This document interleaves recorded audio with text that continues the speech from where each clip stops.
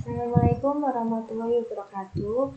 Perkenalkan, nama saya Vina Kusmarini dengan NIM 30902000219 dari kelas C. Di sini saya akan menjelaskan tentang teori konsep berubah. Yang pertama, pengertian dari konsep berubah. Konsep berubah merupakan kegiatan atau proses yang membuat sesuatu atau seseorang berbeda dengan keadaan sebelumnya, menurut Atkinson pada tahun 1987. Yang kedua, berubah merupakan proses yang menyebabkan perubahan pola perilaku individu atau institusi, menurut Broten tahun 1987. Yang kedua, ada perubahan. Perubahan merupakan suatu proses di mana terjadinya peralihan dari status tetap menjadi status yang dinamis. Selanjutnya, macam-macam proses berubah. Proses berubah memiliki macam sifat, diantaranya sebagai berikut.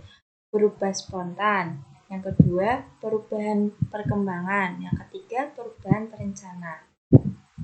Perubahan spontan yaitu perubahan yang reaktif atau tidak direncanakan karena perubahan ini tidak benar-benar diantisipasi, tidak dapat dihindari, dan terdapat sedikit atau tidak ada waktu untuk merencanakan strategi respon. Yang kedua, perubahan perkembangan. Perubahan perkembangan mengacu pada perubahan fisiologis yang terjadi selama siklus kehidupan individu atau perkembangan organisasi menjadi lebih kompleks. Selanjutnya, ada perubahan terencana.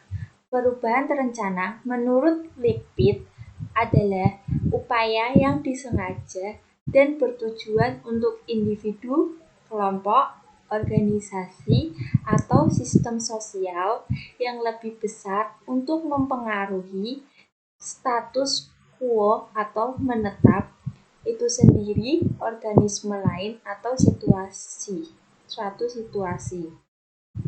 Selanjutnya ada konsep berubah menurut teori Kurt Lewin. Konsep berubah menurut Kurt Lewin adalah seorang yang akan mengadakan suatu harus memiliki konsep tentang perubahan yang tercantum dalam tahap proses perubahan agar proses perubahan tersebut menjadi terarah dan mencapai tujuan yang ada. Adapun tahap-tahap dalam teori ini antara lain, yang pertama, tahap pencairan atau unfreezing. Yang kedua, tahap bergerak atau moving. Yang ketiga, tahap pembekuan atau refreezing. Yang pertama, tahap pencairan atau unfreezing. Pada tahap ini dilakukan seseorang yang mau mengadakan proses perubahan yang harus memiliki motivasi yang kuat untuk merubah dari keadaan semula dengan merubah terhadap keseimbangan yang ada. Biasanya, tugas perawat pada tahap ini adalah mengidentifikasi masalah-masalah dan memilih jalan keluar yang terbaik. Selanjutnya, ada tahap bergerak atau moving. Pada tahap ini dimulai adanya suatu pergerakan ke arah suatu yang baru atau perkembangan terbaru. Proses perubahan pada tahap ini terjadi apabila seseorang telah memiliki informasi yang cukup serta sikap dan kemampuan yang berubah, memiliki kemampuan dan memahami masalah, serta mengetahui langkah-langkah dalam menyelesaikan masalah. Pada tahap ini, perawat berusaha mengumpulkan informasi dan mencari dukungan dari orang-orang yang dapat membantu memecahkan masalah. Kemudian ada tahap pembekuan atau refreshing. Pada tahap ini, seseorang yang mengadakan perubahan kelak mencapai tingkat atau tahapan yang baru dengan keseimbangan yang baru. Proses pencapaian yang baru perlu dipertahankan dan selalu terdapat upaya mendapatkan umpan balik. Pembinaan tersebut dalam upaya mempertahankan perubahan yang telah dicapai.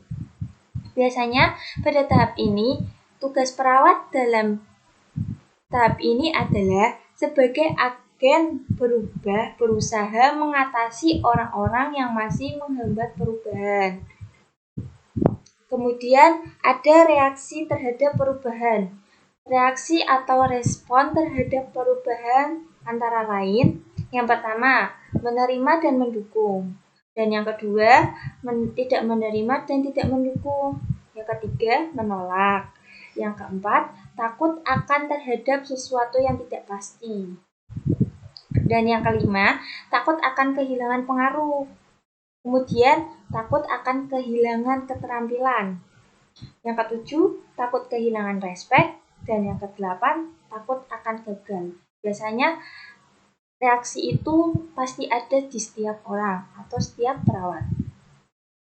Perubahan terhadap keperawatan. Yang pertama, keperawatan sebagai profesi yang diakui oleh masyarakat dalam memberikan pelayanan kesehatan melalui asuhan keperawatan. Yang kedua, keperawatan sebagai layanan asuhan keperawatan profesional yang diberikan kepada masyarakat untuk memenuhi tuntutan kebutuhan masyarakat. Yang ketiga, keperawatan sebagai ilmu pengetahuan terus selalu berusaha dan berkembang sejalan dengan tuntutannya zaman dan teknologi. Dan yang terakhir, keperawatan sebagai komunikasi dalam masyarakat ilmiah harus selalu menunjukkan jiwa profesional dalam tugas dan tanggung jawab. Dan yang terakhir ada penerapan atau aplikasi dalam kesehatan. Penerapan atau aplikasi dalam kesehatan antara lain ada pendidikan, pelayanan keperawatan, individu, dan masyarakat. Sekian presentasi dari saya. Apabila ada kesalahan, mohon maaf. Wassalamualaikum warahmatullahi wabarakatuh.